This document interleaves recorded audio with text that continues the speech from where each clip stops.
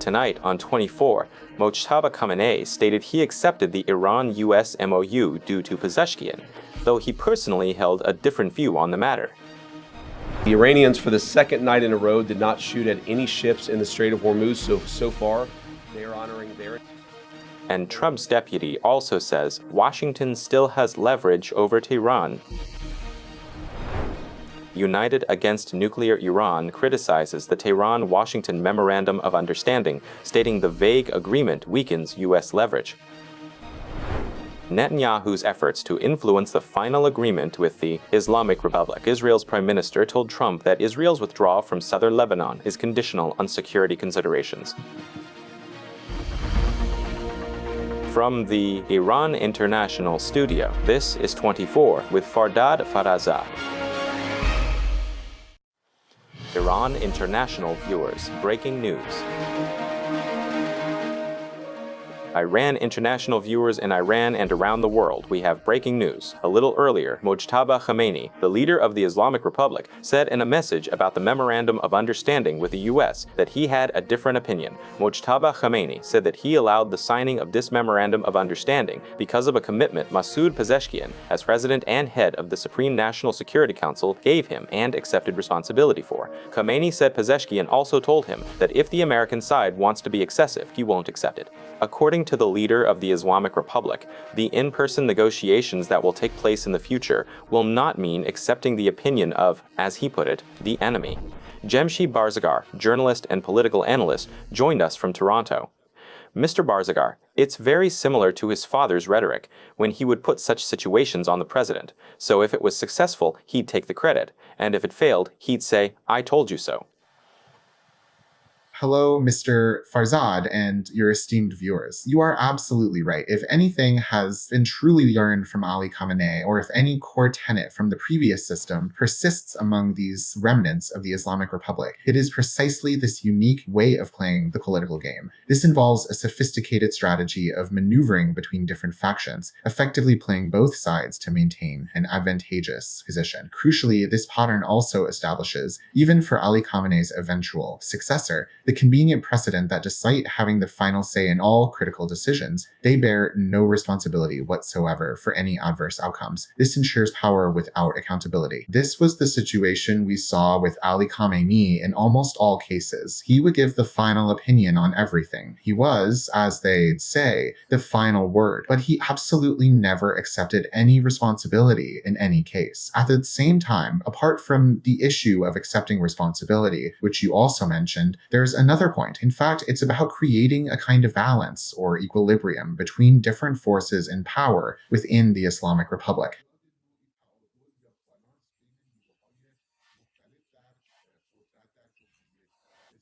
Well, the pertinent issue with Mojtaba Khamenei, especially given the considerable doubts regarding his current health status and consequently his active and effective involvement in pivotal decision-making processes, is significant, even if we were to accept that a recently circulated message is authentically his writing and genuinely reflects his true opinion, particularly his statement about holding, in principle, a different viewpoint. A crucial question must be posed. When and where was this particular opinion actually expressed or discussed? Throughout the entire period following the ceasefire, commencing from April 8th, Mojtaba Khamenei has remained completely silent. He has not publicly or privately commented on these vital negotiations even once.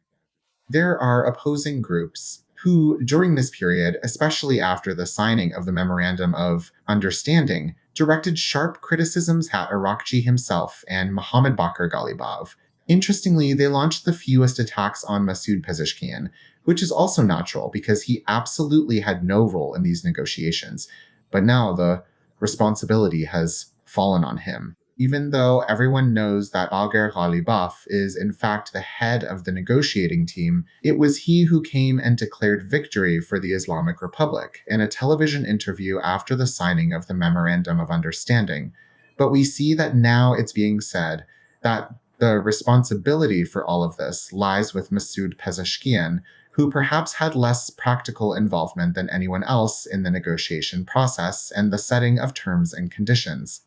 Mojtaba Khamenei aims to assume the influential role once held by his father, Ali Khamenei. His different opinion clearly suggests an anti-peace stance, aligning with the hardline positions articulated by the Steadfastness Front these days. This keeps open a path for uncompromising leadership, potentially signaling his own future direction. He simultaneously absolves himself of responsibility, redirecting blame to someone practically powerless in decision-making processes. This strategy clearly serves self-preservation, safeguarding his political future and reputation from any potential fallout. Significantly, this protective maneuver isn't exclusive to Mojtaba. Mohammad Bakr Ghalibaf also finds strategic support and shielding within this elaborate political framework. Thanks, Jamshid Barzakar, Toronto journalist and political analyst.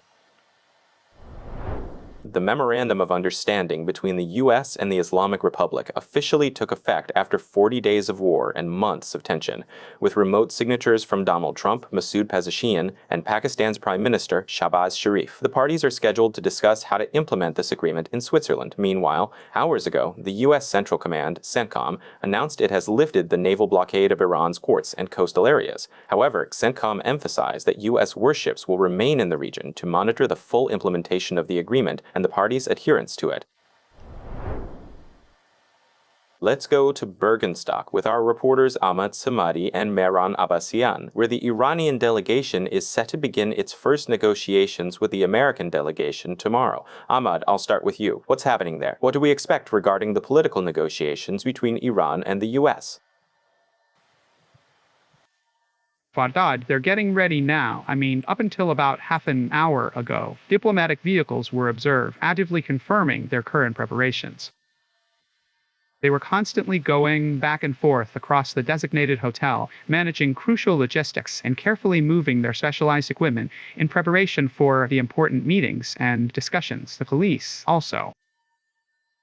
Security controls have now been fully implemented, completely preventing any access into the hotel area. I personally observed a significant presence of army personnel, along with various pieces of specialized equipment they've already deployed. This military presence remains evident as preparations are clearly intensifying for the upcoming meeting. Concurrently, it's reasonable to assume that diplomats are deeply involved in their crucial behind-the-scenes negotiations and planning, shaping the agenda. This heightened activity strongly corroborates the official announcement from Switzerland, confirming that its important international gathering will indeed proceed as planned. However, today, and moments ago, some sources confirmed this crucial meeting and encounter is scheduled to begin tomorrow. Furthermore, Rafael Grossi, the Director General of the International Atomic Energy Agency, is expected to join, with proceedings starting immediately after. This prompt action follows Mr. Vance's announcement today that the 60-day time frame set for these critical discussions, which is also extendable, began on Thursday, that is, today, making its commencement natural.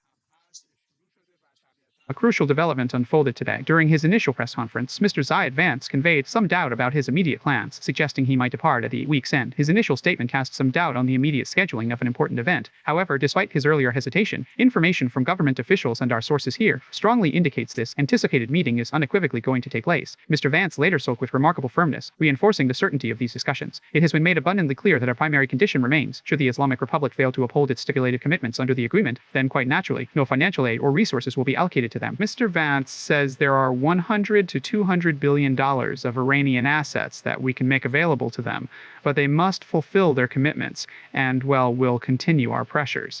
And regarding another point he mentioned, which we haven't seen U.S. officials discuss in recent days, was the issue of missiles. He said that at the end of this agreement, the Islamic Republic will not possess missiles that could threaten the world. It appears we are currently entering a particularly significant challenge. Starting tomorrow, precisely at Central European time, we anticipate witnessing truly exciting and pivotal developments that could emerge for our dedicated audience. We are committed to thoroughly covering these unfolding events within both your program and Iran International's news segments. Mehran, tell us a bit more about the negotiation venue itself, because it was initially supposed to be Geneva, then they moved it to Bergenstock on the outskirts of Zurich. What's the significance of that geography? Why there? What's its history? Well, for Dodd, it's likely Geneva and its negotiations don't hold good memories for Arachi. Just 1 or 2 weeks before Israel and the U.S. attacked the Islamic Republic, crucial discussions took place in Geneva, specifically at the Omani ambassador's house. Remarkably, even then, Araghchi was optimistically asserting that things were progressing very well, a claim soon overshadowed by subsequent events. Now, from my current perspective, behind me is the beautiful Lake Lucerne. Beyond those mountains, you'll find the extensive Urkenstock area, a 60-hectare region famously owned by Tataris, featuring numerous prestigious hotels and exceptionally luxurious restaurants. All the luxurious hotels are above 5 stars and are very expensive. Many Swiss people, Swiss media, had pointed out that this exclusive place is specifically, actually, for Hollywood actors. I should mention that one of the iconic James Bond films was also shot here. While from a security standpoint, many had pointed out that they can control that area very easily, owing to its secluded nature. Today, we saw that 500 meters before the hotel, the police had closed off the area and weren't allowing any cars to enter, demonstrating tight control. It's worth noting that beyond the main hotel for this meeting, several other luxury hotels nearby are also strikingly empty, having accepted no guests for the past 2 or 3 days. Moreover, hotel prices are incredibly steep, starting from around $1,500 per night and escalating, with premium rooms reaching $20,000 to $25,000. The specific hotel hosting this event also features an Iranian restaurant known for its genuinely exorbitant menu. Well, many negotiations have also been held right here in this Urgenstock area. Negotiations like the Ukraine summit in 2024, the Cyprus or Sudan peace talks, but none of them have reached a conclusion so far. I mean, it hasn't really been a very successful meeting for peace in this region. Now we'll have to wait and see if this meeting takes place tomorrow or not. Many of the reporters who were there were also just as confused, because one minute they were saying it was canceled, and the next they were saying, no, it's definitely happening here.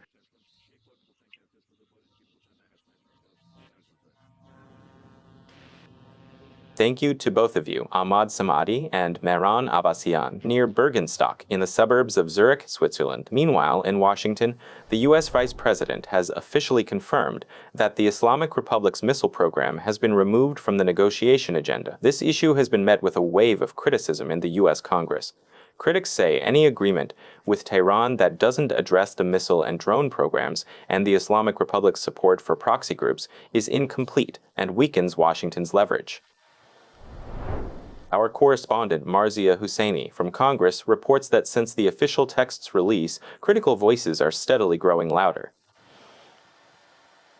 That's right, especially after Mr. Vance officially announced that the missile program is where Trump has backed down, meaning not only has he not backed down, but the U.S. is actually going to authorize conventional missile capabilities, the definition of which isn't even clear, to the Islamic Republic. And that's what Mr. J.D. Vance said. Another very important point in J.D. Vance's remarks was the timeline for these negotiations. Considering the announced timeframe, August 17th will probably be the last day of these talks, and when the final agreement needs to be reached. And the last interesting point was about the text of the Memorandum of Understanding. Mr. Vance said that actually the reason this MOU took so long, because Congress was criticizing it so much, was that the Islamic Republic didn't want it to be released at all until tomorrow.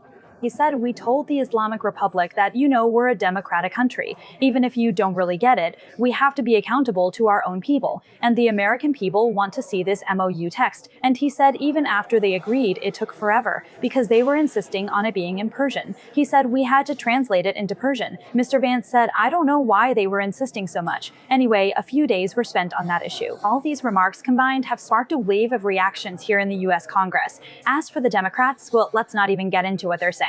They're saying that even though this agreement isn't like the JCPOA, because they were worried it would be JCPOA 2.0, they're saying this is way worse than the JCPOA. And Senator Murphy also says that when Mr. Trump was talking about total surrender, he probably meant America, and we only realized that later. But among Republicans, there's a lot of opposition, and they're criticizing Mr. Trump using very harsh language. Senator Cassidy, addressing Senator Lindsey Graham, a jab at Lindsey Graham, who had called Trump Reagan Plus, says, Reagan Plus? Forget it. Reagan is probably spinning in his grave with this, your worst agreement in history. He says, before the war started, 13 American soldiers were alive. The Strait of Hormuz was open. Iran was under sanctions. What did you go and do in the region and come back with? On the other hand, other senators are doing the same. For example, Senator Kelly sarcastically wrote to Mr. Trump, "Mr. Art of the Deal, you've really outdone yourself with this agreement. You've lined at the market, as we say. Why don't you go negotiate with the Russians about Alaska too? Maybe we can give Alaska to them as well." And the language like this is extremely critical. But even though there are some Republicans who have taken a more moderate stance, like Senator Lindsey Graham, who very quickly changed his position and is now defending this MOU text, which he previously, just a day ago, was insisting had to pass through the US Congress and that we shouldn't approve it. Now he's saying, well, if it doesn't go to Congress, it doesn't go to Congress. Thank you, Marzia Hosseini, U.S. Congress colleague. The United Against Nuclear Iran organization, in response to the signing of the Memorandum of Understanding between the U.S. and the Islamic Republic, has stated that it does not endorse this text in its current form. Jeb Bush and Mark Wallace said in a joint statement that the text of the MOU is deliberately vague and should be judged not by words, but by the Islamic Republic's actual actions. This entity also warned that lifting sanctions, unfreezing blocked assets, and ending the naval blockade of Iran could weaken U.S. leverage. Jason Brodsky, Policy Director for United Against Nuclear Iran, has joined us from New York. Mr. Brodsky, it's clear that in this MOU, which, to be fair, is just the first step for now, the U.S. government has reflected signs of some concessions for Iran. But Mr. Trump has repeatedly said his main goal is Iran's nuclear program. In your opinion, does this MOU achieve what Mr. Trump claims in the nuclear sphere or not?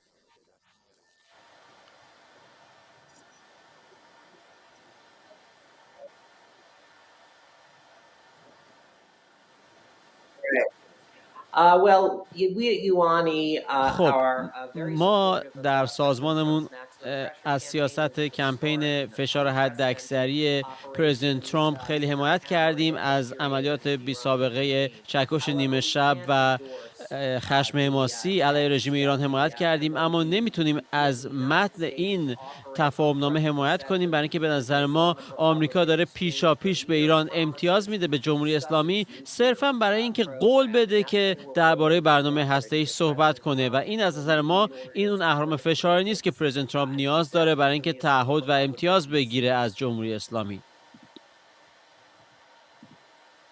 I'd like us to hear a part of U.S. Vice President J.D. Vance's remarks, as, well, in response to criticism of the two countries' understanding, comparing it to the JCPOA, he said the new agreement doesn't permit any uranium enrichment and will lead to the destruction of enriched material stockpiles. Where the deal came from.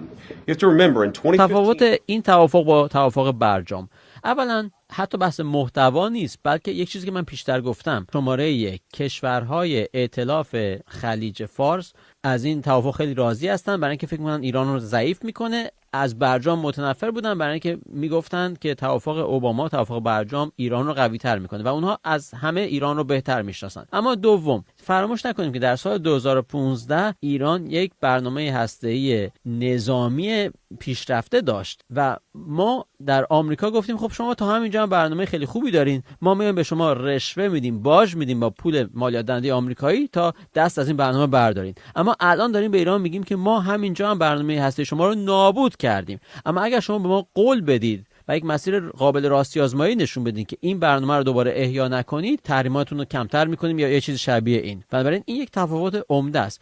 دیگر اینکه توافق اوباما اجازه غنیسازی میداد، توافق ما این اجازه رو نمیده. توافق برجام اجازه میداد که اونها ذخایر غنیسازی شده خودشون رو حفظ کنن. طبق توافق ما این ذخایر غنی شده نابود خواهند شد. توافق اوباما به اونها پول آمریکایی رو میداد، توافق ما هیچ پول آمریکا رو به اونها نمیده. بنابراین تفاوت‌ها فاحش هستند و مهمتر از همه این که این توافق رو ما از موضع قدرت منعقد کردیم و کشورهای خلیج هم ازش راضی هستند.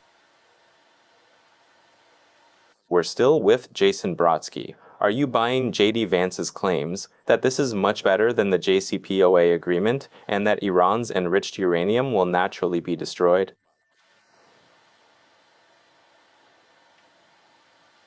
Well, if you look A careful review of this Memorandum of Understanding, MOU, reveals it does not explicitly state that Iran will cease all uranium enrichment. While we hope Iran accepts this MOU and agrees to halt enrichment, this critical commitment is conspicuously absent from the document's stipulations. Therefore, it's incredibly challenging to assert Iran has accepted zero enrichment when the text contains no such declaration. Furthermore, any premature reduction of the regime's sanctions would strategically remove their primary incentive to genuinely accept a zero enrichment policy. Without this crucial leverage, Iran has little reason to comply, thereby undermining the objective of non-proliferation and international security. من از این خوشحال شدم که آقای معاون رئیس جمهور به غنیسازی صفر اشاره کرده، ولی اینو باید در متن ببینیم و الان در متن نیست در حال حاضر. But, well, they also say this isn't the final text. This is just the first step for negotiations to begin. The first bargaining session is scheduled to begin tomorrow in the suburbs of Zurich. Aren't you hopeful that these issues will be addressed in that bigger agreement?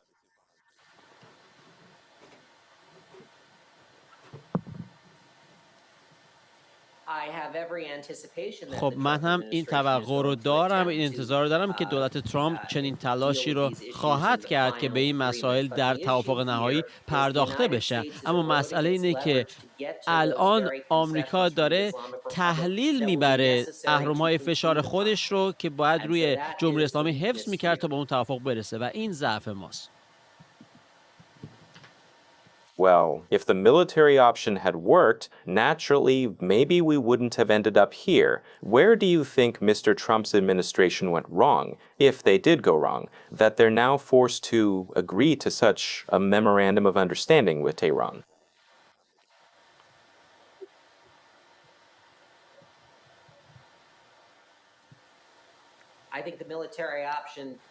من فکر میکنم که گزینه نظامی جواب داد، برای اینکه برای اولین بار در چندین دهه جمهوری اسلامی مشغول غنیسازی نیست. بنابراین آمریکا از نظر نظامی بیش از هر رئیس جمهوری از سال 1979 به این سو از طریق دیپلماتیک، آمریکا از طریق نظامی این بار دستاورد داشت.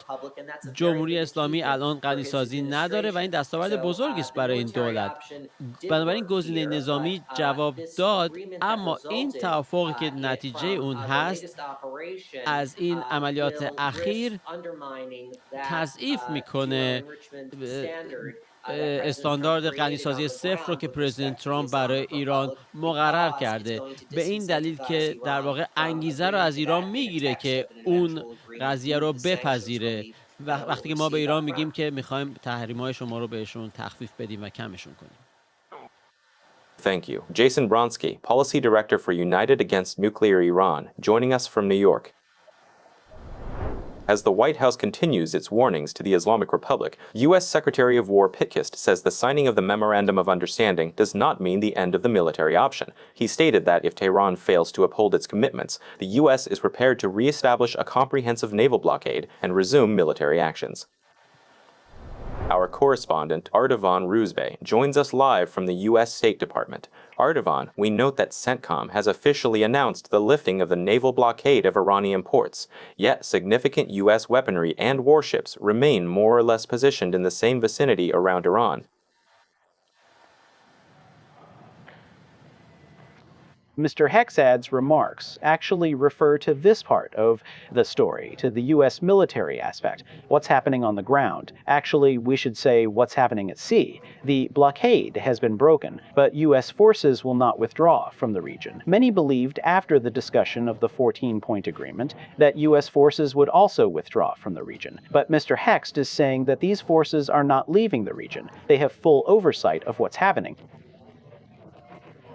And if a situation arises again where the Islamic Republic intends to violate what it commits to, these forces will act in the region. In another part of his remarks, he referred to the issue of the U.S. military's role in the region and said that the military power the U.S. employed in this epic fury has led the Islamic Republic to the negotiating table.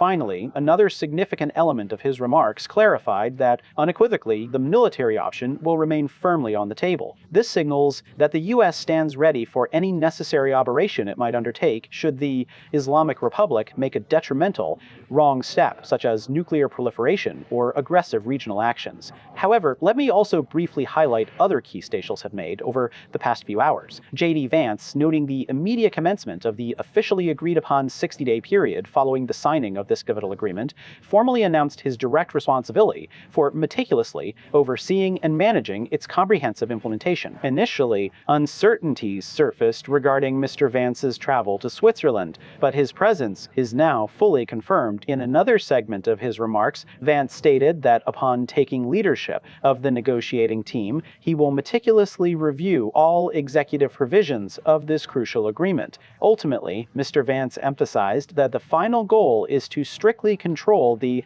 Islamic Republic's military armaments, permanently end the presence of its proxy groups, and severely restrict the regime's missile activities.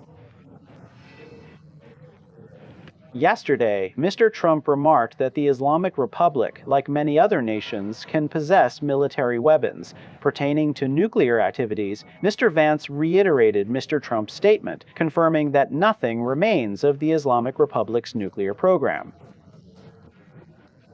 He also stated, quoting Mr. Trump, that the Islamic Republic will never acquire nuclear weapons. And Mr. Vance also emphasized that maritime transport in the Strait of Hormuz will continue, and practically, the Islamic Republic will not be allowed to receive any kind of money from anyone.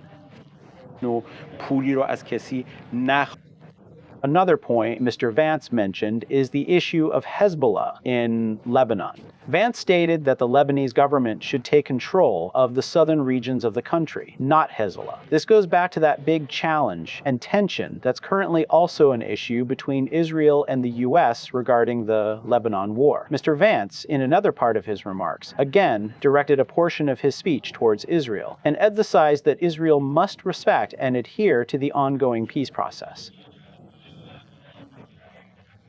Furthermore, the issue is that currently many critics in Israel believe that the positions the Israeli government needs have not been included in this agreement. Regarding that $300 billion discussion, which is currently one of the most controversial topics, Mr. Vance has once again emphasized that the U.S. government is not giving any money, and this is completely a false point. But let me very briefly address the Iranian side's positions as well, before getting into it. Let me just say that Mojtaba Khamenei issued a written message today, emphasizing that this wasn't his view, but he trusted Pezeshkian. And of course, Masoud Pezeshkian has said that this happened based on mutual respect, meaning, in fact, what both Americans and Iranians were committed to. And he emphasized that peace, independence, and cooperation are important principles. Pezeshkian's deputy also emphasized regarding the Strait of Hormuz, saying that this 39-day war was the first time they used the Strait of Hormuz as a weapon. He, in a way, implicitly made a threat again, saying if we closed it once, we can close it again next time. Finally, Abbas Araghchi also stated in an interview with a French news agency that agreements will include issues related to Lebanon as well. Thank you, Ardavan Ruzbeh, our correspondent from the U.S. State Department in Washington, D.C. Jabel Rajabi, a political analyst, has also joined us. And yes, Mr. Rajabi, I wanted to ask you this. It seems like this is just the beginning, isn't it? Because it's an initial memorandum of understanding, and naturally, the American side, the Israelis too, under pressure, naturally want Iran to make a meaningful change in behavior. Do you think such a capacity exists in Iran, especially after these statements attributed to Khamenei, for it to truly transform, both regionally and internationally, to satisfy the Western parties, especially the U.S.? Greetings to you, dear Mr. Farzad, and the people of Iran. I'll give my analysis. My opinion might be a bit different now. My view, my analysis, is that both sides need to be fooled by each other right now, meaning both sides want to deceive each other. Neither America wants this agreement, really didn't think the Strait of Hormuz would create such a problem. Maybe it needed a bigger plan for it.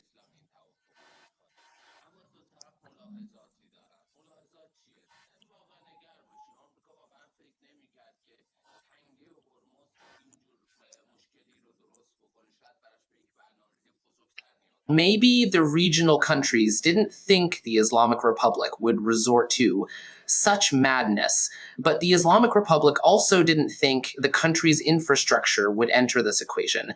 It didn't think they would be easily besieged.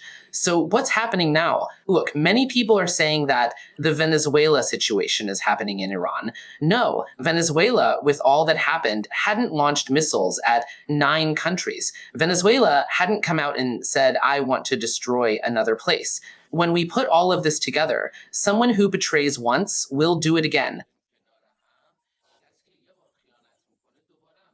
Meaning the group that's in power right now, these individuals. Well, Mojtaba Khamenei also wants to shirk responsibility here. But those who are in power are the ones who, well, launched missiles at its neighbors, even at those who were there. Now, I'm not even talking about how they treated the Iranian people in that bloodbath, just to others. Or everyone knows that this Islamic Republic, this agreement means that the Islamic Republic will survive, rebuild itself, and be problematic for everyone again. But I also think the Islamic Republic cannot continue. So my opinion is, I think right now they need to take a crucial breather and they want to deceive each other. But who truly wins here? The one who has a much better understanding and prepares themselves more thoroughly. As for a genuine transformation, yes, maybe there will be a profound change, but not with these individuals who are currently in power. These people are probably in line for inevitable death rather than for continued power. This is a discussion, you see, your issue if you see Pence saying, well, no, they should have missiles. Well, Pence, also understands that, yes, countries should have the right to defend themselves, but not to fire missiles at airports and wherever they can reach. All of this is true. Maybe these things are said in the media, or maybe it's to set a stage, but in reality, it's something that if this happens, this atmosphere, this danger of the Islamic Republic, it won't just go away, it'll stick around even more.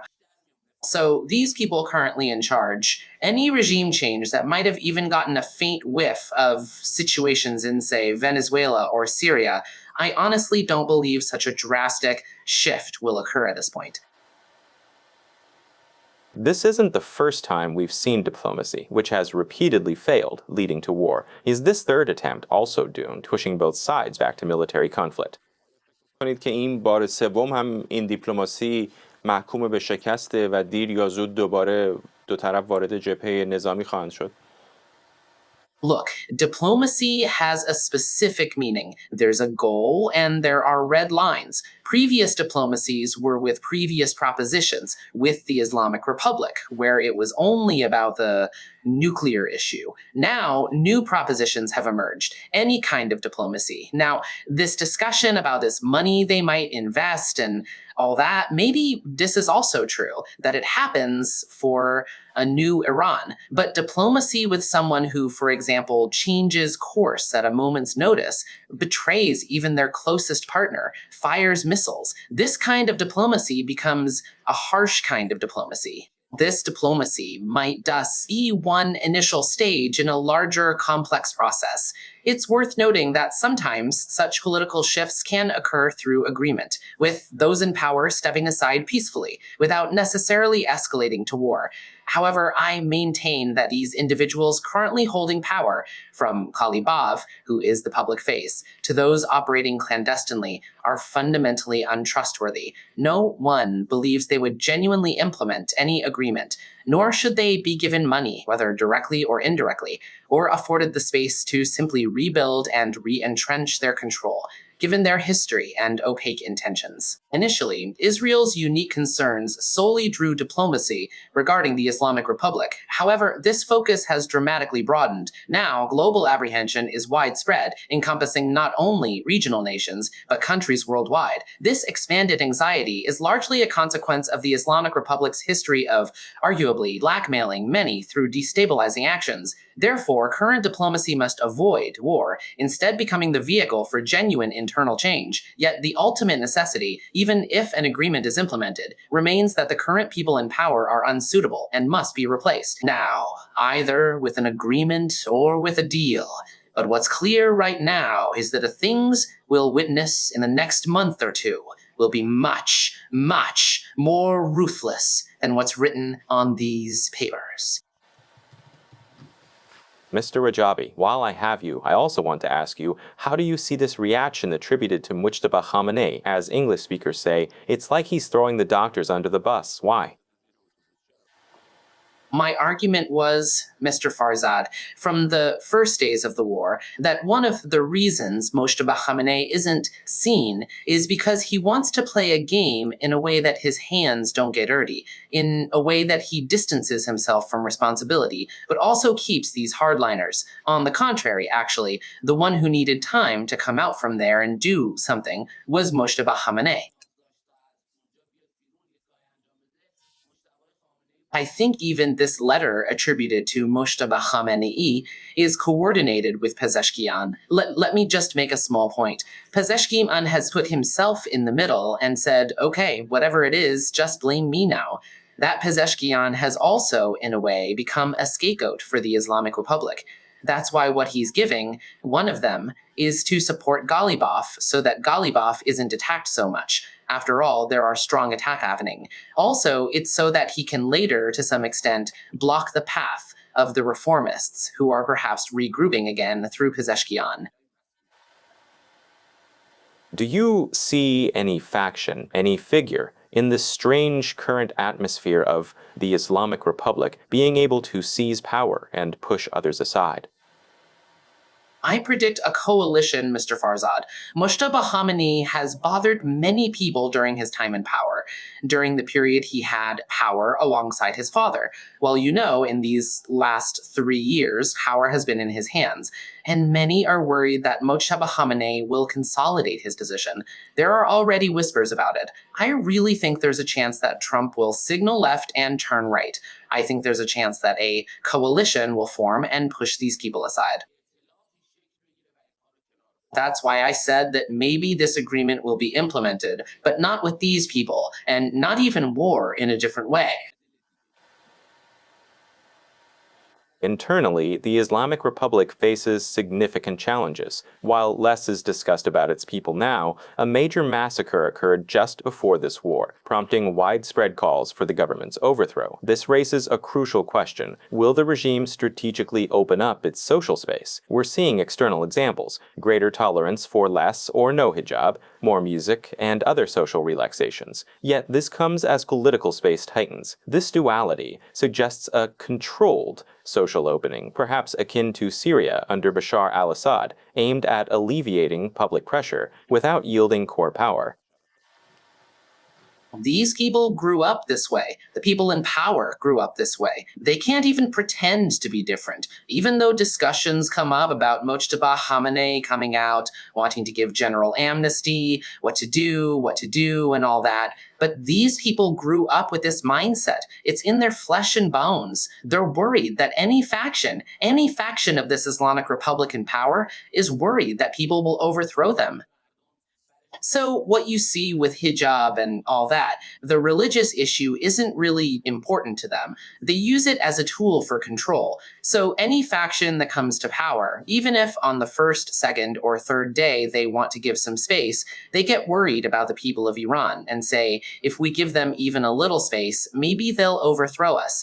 That's why they go for tools to control these people, to keep them in their hands, to pressure them. One tool is hijab, one is the economy, one is other issues. So I think it's unlikely that these people in power would even want to show this form, except in emotional situations.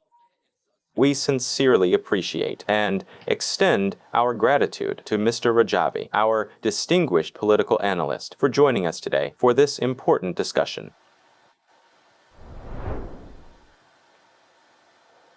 The U.S. president said in a new message that America is committed to peace and has asked all parties in the Middle East to allow negotiations to continue. Donald Trump said he expects a complete ceasefire on all fronts, including Hezbollah and Israel. At the same time, Israel's Channel 12 reported that Benjamin Netanyahu, in a message to Trump, said Israel will not withdraw from the security zone in southern Lebanon as long as security considerations require it. CNN also reported that Netanyahu is trying to influence the final agreement with the Islamic Republic, and as seeking help from right-wing figures and like-minded senators to pressure Trump.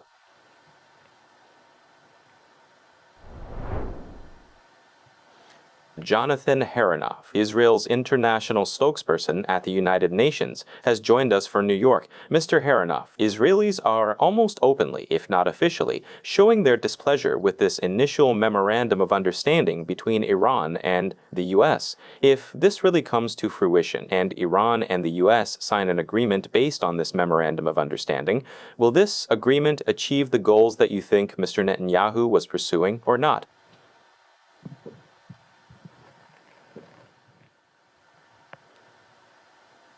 Thank you very much, Fardad, for your invitation today. I think the first thing that's really important is to clarify that this is unequivocally not a final agreement. It is essential to understand that this document is merely a Memorandum of Understanding, MOU, which establishes the basis upon which all parties will commence a detailed 60-day negotiation process. The explicit goal of this process is to ultimately reach a comprehensive and legally binding agreement. We are very pleased that President Trump has consistently insisted, emphasized, and reiterated multiple times that Iran should under no circumstances be allowed to acquire nuclear weapons, whether through internal production or by external purchase. This firm stance is paramount for regional and global stability, considering the significant actions and destabilizing influence we have already observed from them. Even without nuclear weapons, it becomes naturally very difficult and deeply concerning to imagine the catastrophic actions they might undertake if they were to possess such an arsenal. But on the other hand, it is concerning that the Islamic Republic still seems to want to dictate the future of Lebanon. Israel naturally has no problem with the people of Lebanon. In fact, several UN Security Council resolutions where I work have been passed with the aim of preventing any war between Israel and Lebanon, and it is Hezbollah that has been the main obstacle in this matter. What we see is that the Islamic Republic is trying to undermine, destroy Lebanon's sovereignty, and thereby threaten Israel. So Israel will always do whatever is necessary to defend its own territory and its own people.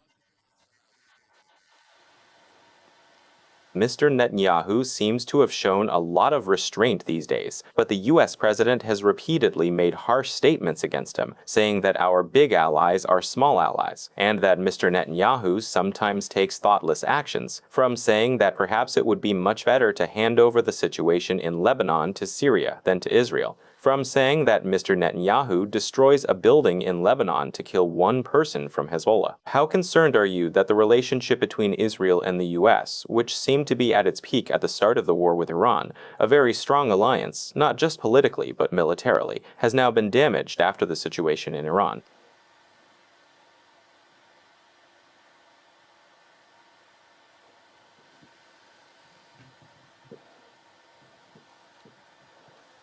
Absolutely not. Recent history vividly illustrates the deep cooperation and extensive information exchange between Israel and the U.S. During the 12-day war last June, for example, there was immense strategic coordination and intelligence sharing. Furthermore, the February operation that killed the leader of the Islamic Republic underscores their joint efforts on critical security matters. There has been a continuous and ongoing relationship, consistently proving its resilience, rooted in shared strategic interests. While, like any robust partnership, there are sometimes disagreements or differing approaches between leaders on specific policy matters, these shouldn't be misinterpreted as a fundamental breakdown. However, media claims of a fragmented alliance often exaggerate these instances of friction. Of course, there are disagreements and approaches between the two leaders, but these are tactical nuances, not indicators of a fractured alliance. But fundamentally, I believe this agreement is absolute and unwavering. The Islamic Republic of Iran cannot and should never get its hands on a nuclear weapon. This foundational principle represents a universal consensus, with absolutely no disagreement among key allies on that vital objective. We often observe media narratives highlighting perceived tensions or tactical differences, yet whenever such discord is suggested, we subsequently witness the United States and Israel demonstrate their extraordinarily strong and resilient partnership, showcasing deep collaboration on shared security interests. In brief, has the war ended, or is this just a temporary pause before it resumes?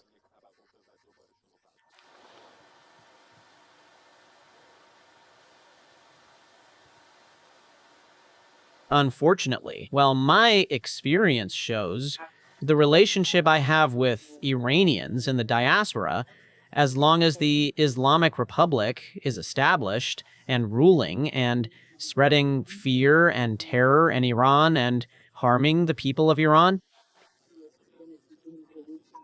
We are probably seeing a cessation of hostilities right now, but as long as the Islamic Republic is established and wants to destroy Israel and remains a strategic threat against the region, unfortunately, we will witness the resumption of war again. Of course, this is not what Israel wants. Israel is a peace-loving country, but like any other country, it wants to defend itself.